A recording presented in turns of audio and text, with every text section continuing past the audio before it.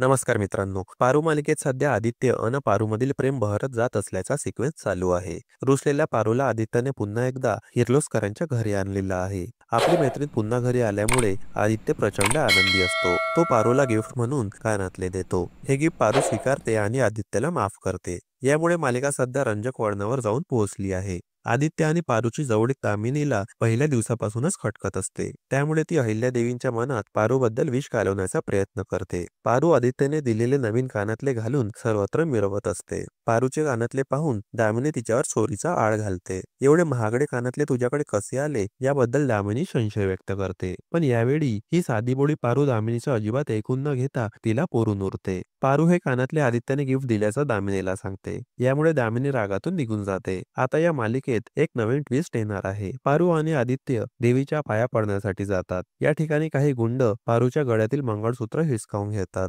यानंतर आदित्य त्या गुंडांचा पाठलाग करू लागतो. पारूने अडवून सुद्धा आदित्य निघून जातो. काही वेळाने हे गुंड पुन्हा पारू जवळ येतात. ते पारूला हात लावणार इतक्यात ती रौद्ररूप धारण करून आदित्यबद्दल विचारपूस करते. याशिवाय मंगळसूत्राबद्दल देखील या गुंडांना विचारते. मालिकेत तिचा पहिल्यांदा असं रौद्ररूप पाहायला मिळणार आहे. मालिकेचा हा प्रोमो पाहून नेटकऱ्यांनी नाराजी दर्शविली आहे. यापूर्वी सुद्धा आदित्यला अनुष्काने किडनॅप केलं होतं. त्यामुळे हा आदित्य अजून किती वेळा किडनॅप होणार हा सीन कॉमेडी जास्त वाटतोय. आदित्य पुन्हा गायब झाला, किती ओव्हर करताय, अजब मालिका आहे, हे अति होतंय. ही चिंटी केवढी आणि एवढा त्रिशूल हातात घेऊन सीन दाखवलाय. ही लहान मुलांची मालिका वाटते आता. कंटाळा आला ही मालिका पाहून, अशा प्रतिक्रिया नेटकऱ्यांनी या प्रोमोवर दिल्या आहेत. दरम्यान पारू मालिकेचा हा विशेष भाग 13 एप्रिल रोजी दुपारी 12 आणि संध्याकाळी 6:30 वाजता प्रसारित केला जाणार आहे.